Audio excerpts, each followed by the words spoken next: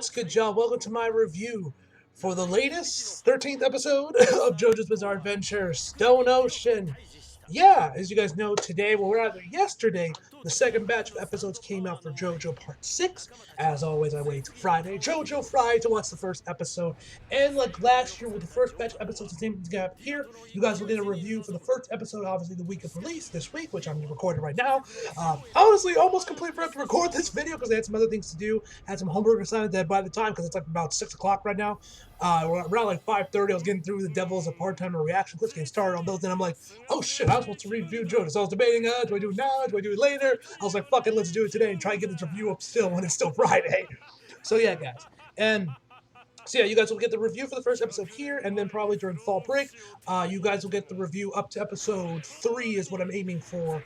At least to episode 3 during fall break. I'll get at least up to episode 3. If I manage to throw in a couple more reviews, you guys will see those. And then, of course, I'll review the rest of them once I get back home during winter break is when you guys will get the reviews for the rest of the episodes, like I did last year.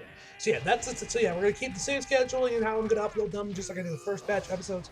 So yeah, guys, and overall, this episode was phenomenal, man. We got a lot of more characterization on Aramis, focus more on her backstory. But this is probably what I'm going to title the thumbnail.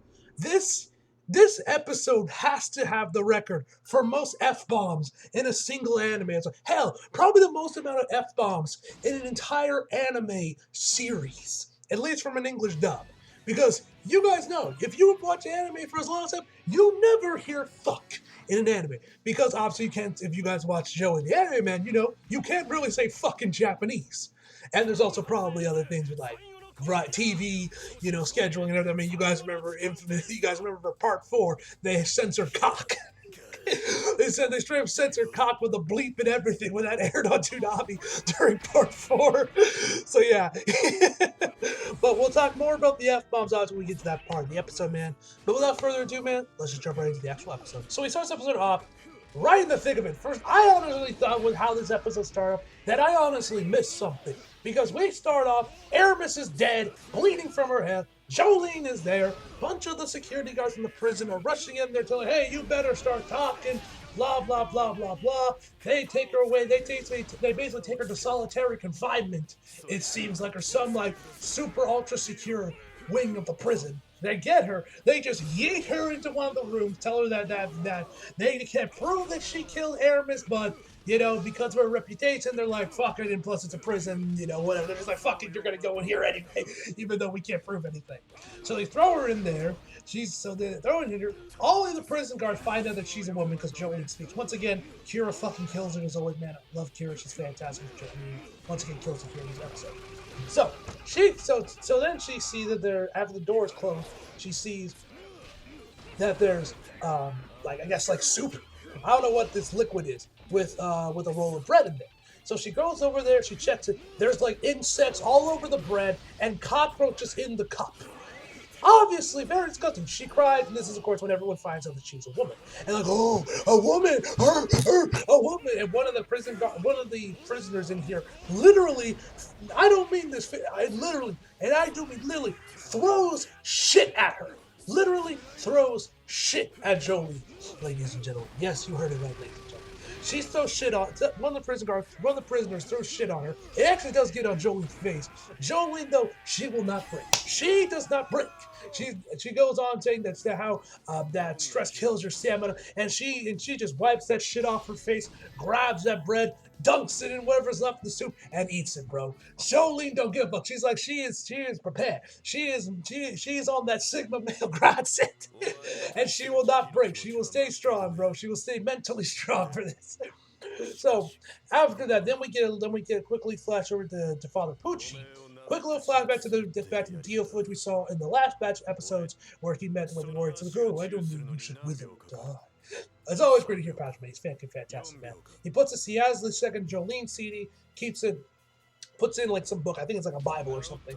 And then after that, we then get to the OP, which I was kind of curious to see if the OP or the ED would change at all, considering, you know, this is a new batch of episodes. If they were going to have a new OP going with new batch of episodes. They did not. The OP is basically the same as we saw before, except at the end of it, instead of Jolene basically like staring, like being like run in front of like some bars, prison bars. This time she's basically just hugging Jotaro. And we also see like the frogs falling from the sky and the bird, with the Jotaro CD flying away. That's about the only differences I know. At least I know with the OPDT. It's the exact same song, same everything as we saw before. Anyway, after that, that's when we finally go back in time. We figure out what the hell happened. What led us to this moment. So first off, Aramis kind of explains how her power works, where we find what her stand is, which we kind of already figured out. But now I'm pretty sure this is the first time we finally figure out the official name for her stand, which is Smack. Now, given the fact that on the stickers there's lips on there, the fact that she uses it, there's a kiss sound effect, and then you can see the letter K on her stand's body. I have a feeling that the original name for the stand, at least in the Japanese, is Kiss, because Kiss sound effect, the lips and everything. Of course, that letter K is on the stand itself. I wouldn't be surprised if the stand is actually originally nicknamed Kiss, which this one I don't really get why they had to change the name for. Like, we know that all the stands are based off of various different songs. We know a lot. Araki loves his music. The same thing with Mega Man. And for most of them, I kind of get like having to like bites the dust. Well, not bites the dust. Bites the dust. They kept. But like Killer Queen getting renamed to Deadly Queen. Um, um, Shining Diamond, and Bad Company was another one that didn't really make sense because Kiss is like obviously it's best paid probably named after the band Kiss, but Kiss is just a word used in regular language. The same thing with like Bad Company. Bad Company maybe make a little bit more sense because that's a little bit more sense, but literally everyone just says Kiss. So I don't really get why they would have to change that one in particular. I guess because they were just changing everything else. I guess they just decided to stick with it for all the stands. But that's like the one I'm kind of like, why did you need to change the name for this one? Like, especially when you kept Bites the Dust. But whatever the case may be, they renamed that Hermes' stand from, I'm assuming, Kiss to Smack. But she explains she explains her stand power, we already know, and we find out that she's been following this guy, and then right when she's like, and she goes on about her powers, is giving her a green light for revenge, and it looks like right before she was about to go in for the kill, Father Pucci shows, which once again, Young Yeah, it's a fantastic job voicing him. Love Young Yeah, man. Like I said, you guys watched my reviews, the first batch of episodes, you guys realize how shocked I was that he was in the dub and he was voicing the main villain because, of course, I watch his YouTube videos. Young Yeah, fantastic once again. So him and we find out the dude's name. So then we find out his name, Sports Maximum. Badass name, I gotta say. I wonder if that was another name that was changed during the localization because it's named after like a song or a band or something.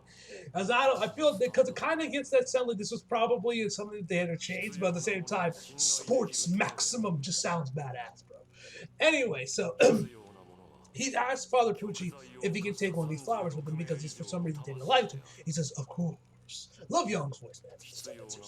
So then we go back to Jolene and FF when they're in the cafeteria line. People are starting to cut FF, and Jolene's trying to tell like, hey, the people are cutting you. Jolene is telling her to say something and tell them to wait their turn or whatever.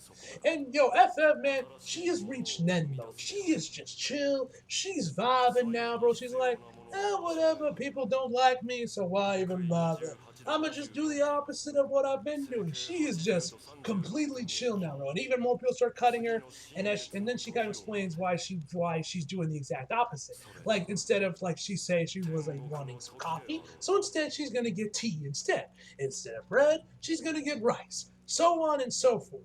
And we also find that apparently FF ended up helping Jolene with getting the bullet holes, and apparently like she used like plankton in there, so I'm assuming maybe get the bullets out. But the rest of the actual healing process was well. Jolene, as we see that she has a couple scars where she was shot, or at least or maybe they're just I don't know. Maybe they're going to heal up and they'll be gone later on, or maybe these are just permanent things for the rest of Part 6. Well, I guess we'll find out as the series progresses. So more people start cutting her, like I said, the whole opposite thing, and then FF is, like I said, is still completely chill and whatever about the whole thing. Eventually, a scuffle break. Oh, actually, one thing when she's like going after like what food she wants the opposite for, she's like, "Huh, what's the opposite of pork?" And she's like, "I don't." And Joel's like, "I don't know, chicken or beef."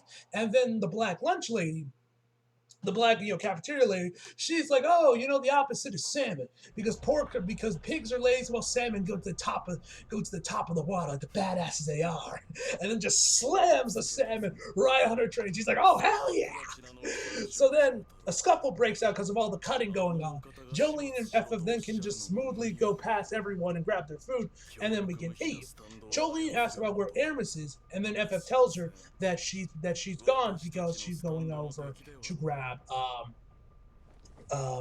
to follow this guy, which we saw early in the episode, and of course Sports Maximum.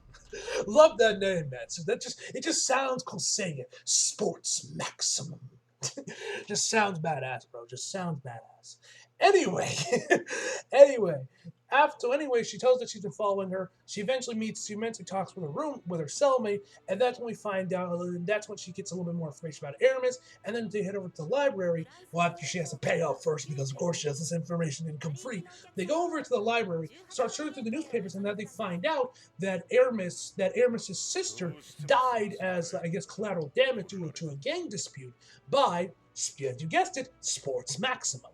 So obviously we can put two and two together that she is wanting revenge for her sister. That's when we switch back over to Aramis. So she's still following and find out that he's been doing some arts and crafts lately, doing some taxidermy, creating some birds, some alligators, and also he's been sweeping up where the cemetery for the prison used to be, as well as paying his respect by dropping the flowers on one of the graves. She questions whether or not this was one of his gang members that died from the electric chair. So then, as she's following him, she goes to go and follow further. That's when Jolie and FF show up, with Jolie carrying it back. She says, "Hey, I brought you some breakfast," and throws her a piece of bread. This is when Jolie starts to ask her about him, and she's like, "Oh, Sports Maximum, what do you know?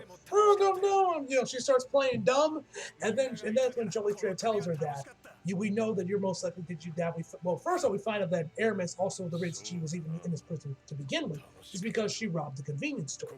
And Jolene questions if she robbed the convenience store purposefully to get sent to this prison so that she can get revenge for her sister Gloria. Aramis tells her that, hey, it's against the rules to be digging into people's past. And she's like, oh, I decided to do the opposite today. I wonder why. Probably because of FF. that got trouble out of me. And so then Aramis just tells her basically to fuck off and, saying the woman's ward or whatever. And that's when we start to get Aramis's backstory on why she's after this guy. So we find out that, after I'm assuming her mother's death, because when we get there, we open with her at someone's grave. Raining, of course, because it's always fucking raining. This is one trope that's low-key kind of pissed me off in recent years, and that's really just from how much it annoys me. And I'm pretty sure I've mentioned this in other videos, but the trope of whenever there's a funeral, it has to be raining is just really, it's been overdone so much that it's really starting to piss me off just from how much it annoys me. Seriously, I'm like, oh, of course it's raining. That's another reason why I think FMA is the GOAT, because when there's a funeral in FMA, it isn't fucking raining. Instead, you have Roy Mustang saying, "It's a terrible day." Class. Love FMA. Speaking of FMA, I actually just bought some posters because they were actually having like a little poster sale at school. I grabbed an FMA poster because it was actually one of the key visuals from the 2003 Emmy. That's like my favorite key visual from all the FMA posters, along with the Bleach posters, because you guys know I had to grab that one because, of course, the Bleach anime is returning, man. Hopefully. We still don't know if it's going to be when it's releasing. We don't even know if it's going to be fucking simulcast, if I'm going to have to pirate it or watch up Disney Plus, Crunchyroll. It's still all over the goddamn place with Bleach. But that's a series for another day, man. That'll get its time in the spotlight. Anyway. So we find out that Gloria is running this family restaurant. She goes in there, she's doing her own thing, and I also forgot to mention this, I might have to mention this now.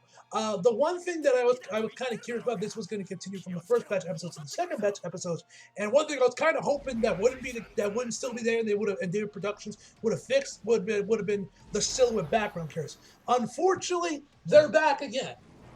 I still don't know why half the background characters are just grayed out silhouettes. Like I said, was this a thing always in JoJo, but that just got fixed in the Blu-rays because you guys know I watched the show on Toonami, which used the Blu-ray footage for all of it. So is it that, or is this only just for part 6? But hey, at least this time they move, kinda. So that's something. Seriously, man, I don't know why Deer Productions is graying out so much. This has to be due to production issues, man. Time constraints. There's no other reason why I think Deer Productions would just cheap out like this, man, and just be this lazy. It has to be due to budget constraints or time constraints or something. Whatever the case may be on that front.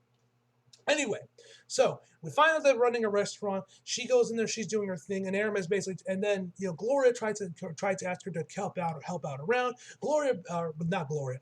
Aramis basically tells her to fuck out because she's not that she doesn't want to help the restaurant. She doesn't give a shit about the restaurant, and then she's going to go to college on a track and field scholarship. And you can tell she's a track and field scholarship because she runs like a normal fucking person.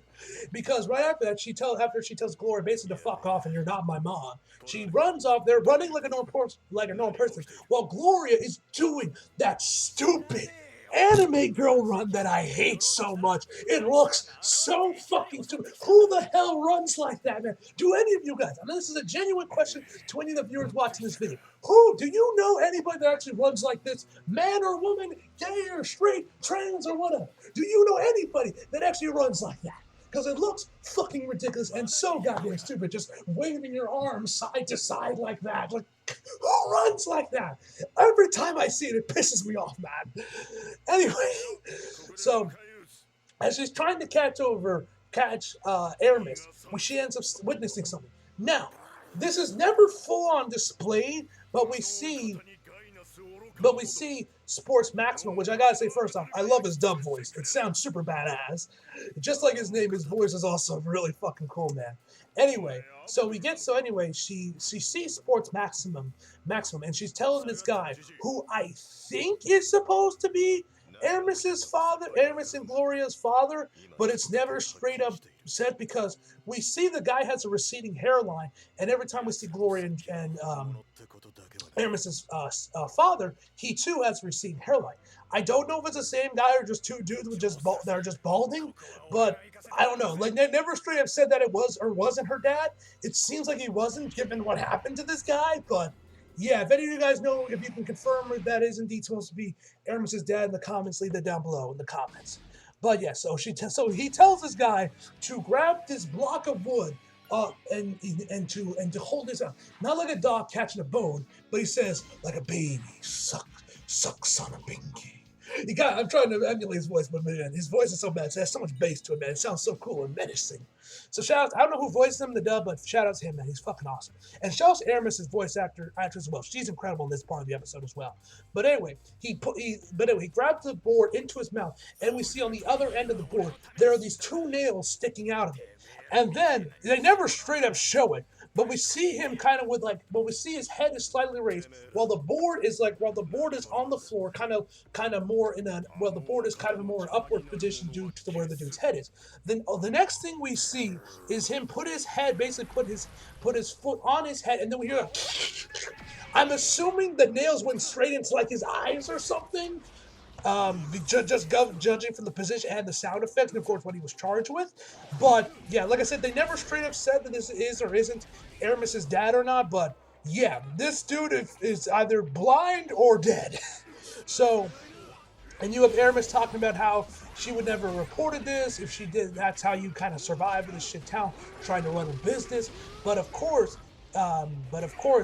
Sports Maximum ends up seeing that Aramis is running on like a highway or somewhere. That's, of course, when Gloria steps in there and ends up reporting the crime to obviously protect Aramis. But of course, snitches get stitches, sleep with the fishes. Gloria slept with the fishes. Literally, they found her like a sewer or something when they found her corpse. And then that's when we get to the courtroom where we find out he's sentenced to 5 years in prison for tax evasion and like grievous bodily harm, wherever the fuck the second was. He beat the shit out of something, probably the guy that, with the head with the board. And then Aramis says 5 years, that's all he fucking gets. Yes, you heard that right. She said, fuck you. You know what I've noticed? And then like right after this, I'm assuming she's grabbing the lawyer by his collar, telling him like and she's like, hey, if the witness act like that, we couldn't catch by the tail. A felony charge instead. She's like screaming that she sent those goons to kill her, but obviously all the evidence was destroyed, so they couldn't prove anything. And that's of course when he gets cuffed, and that's when Aramis says, hey, you son of a bitch, I'm not fucking done with you yet. Yes, you heard that right. We had two F-bombs in a single anime episode that's like a minute apart. That's like 30 seconds to like a minute apart from each other, if that. This obviously shocked me because you never see fuck ever dropped in an anime, regardless of its genre. Regardless of it's Sentai, or not Sentai, Seinen, Shonen, Romance, you never see it. Never. But I've noticed weirdly with the Netflix animes, they're not afraid to throw in a fuck of F-bomb here and there because I actually, if you guys follow me on Twitter, you guys know this. I actually recently started Records of Ragnarok. I finally started watching the anime because I'm getting caught up on all the animes I missed for the last 2 years. My top 10 list. I'm almost done with it. My 2020 list is already done and recorded. I'm like almost done with the 2021 list. I just got Records of Ragnarok and Eden Zero left to watch, and I'll be finally fucking done with the anime to get caught up on. Glad to see this finally be over, man. But in Records of Ragnarok, you actually hear a few F-bombs here and there, about 6 episodes in, which also was shocking. So, yeah, and apparently with Netflix anime, that's where you can get away with the F-bombs and the dub. Yeah, man. But hey, I'm down for it. It was shocking. It was the same as when when Raw was airing this week, and Matt Riddle said I was gonna fuck you up, to Seth Rollins. So I was like, holy shit, we actually got F-bombs in here? Because I'm pretty sure this wasn't in the first half of episodes as well. In the last bunch of episodes, there were no F-bombs. But yeah, we had 2 F-bombs. I think there was actually a third one later in the episode from Aramis as well, man. So yeah, that was shocking to hear. I guess with Netflix, you could drop the F-bombs for the anime series.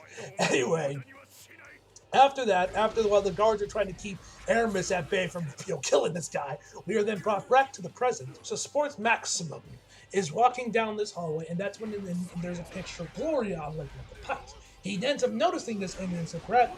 We get another flashback to when Aramis found Gloria sleeping with the fishes, and so then that's when Aramis straight up throws, or he gets like sucked into a pipe, and obviously this is used to her stand.